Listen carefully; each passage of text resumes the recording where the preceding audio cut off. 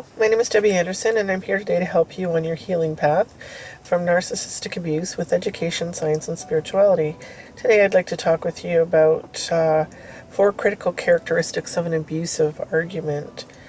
I remember when I was in my relationship with my narcissistic partner, he would frequently argue with me about anything and everything all the time. I could never understand why these arguments happened or kept coming up, and these were daily, if not more than once a day, and would literally, I thought I was going crazy. I used to think that each of the arguments I had with my narcissistic abusive partner were unique and started in many different ways, but would end only in 4 or 5 endings, all of which were bad. What I've since figured out is that he used the same tactics in these arguments over and over again, and I could see the same features in these arguments. What I learned was there's no resolution due to his abusive thinking about verbal conflict. His outlook made it impossible for an argument to proceed toward anything other than his selfish own desires, or it would go nowhere. 4 features of arguments that stood out with my narcissistic partner.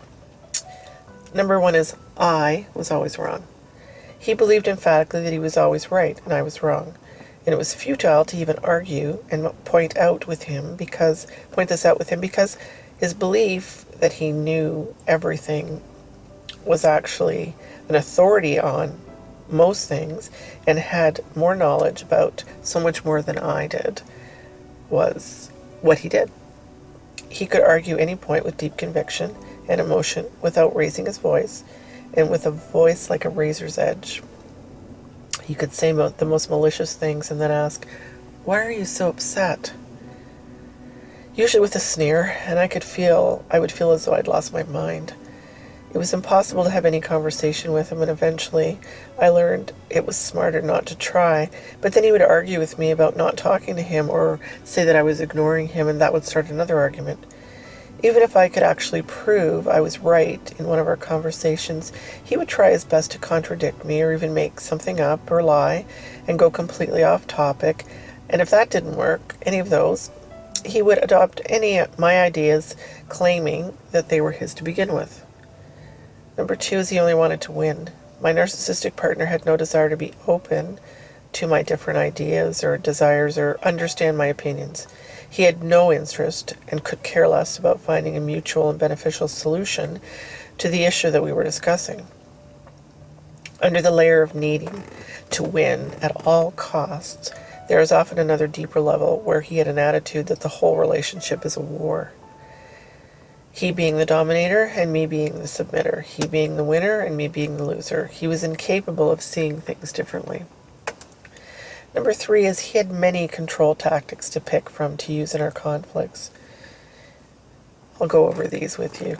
Distorting what I said, accusing me of doing what he did or thinking the way he did, sarcasm, interrupting, laughing out loud at my perspective or opinion, ridicule, changing the subject when he was confronted, refusing to respond or pretending he wasn't listening, using a tone of absolute and final authority, provoking guilt, turning my grievances and concerns against me, changing the subject back to him and his grievances, mimicking, rolling his eyes, smirking, contemptuous facial expressions, harsh, underserved or frequent criticisms, yelling, name-calling, put-downs, insults, walking out of the room, or walking towards me in an intimidating way, and finally blocking the way out of the room.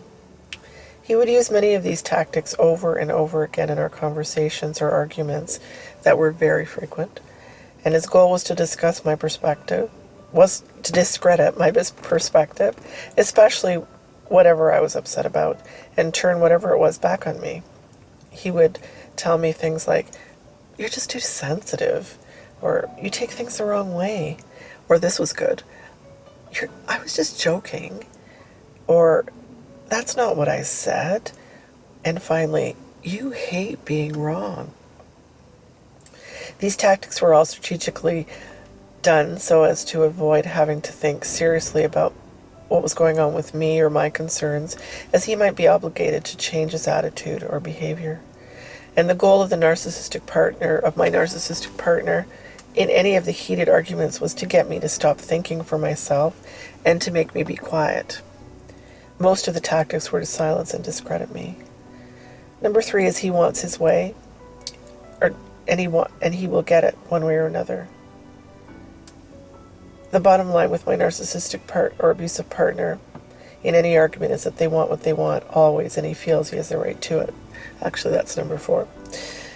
I hope by pointing out these tactics my abusive partner used with me, it may open your eyes to what is happening in your relationship.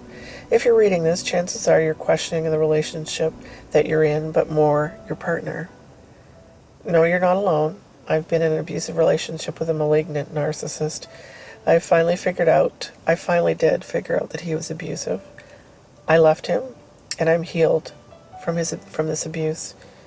He didn't have the capability of ruining my life. It is a process and it takes time, and the first thing you need to do is educate yourself to figure out how to leave and then have no contact so that you can finally heal from the abuse. Please reach out to me if you would like some support or just to talk to me. I also do one-on-one healings, which have changed my life completely. If you're interested in that, please find me here on my website, or you can find me on Instagram or Facebook. Please take care, and I wish you well on your journey to healing. Thank you.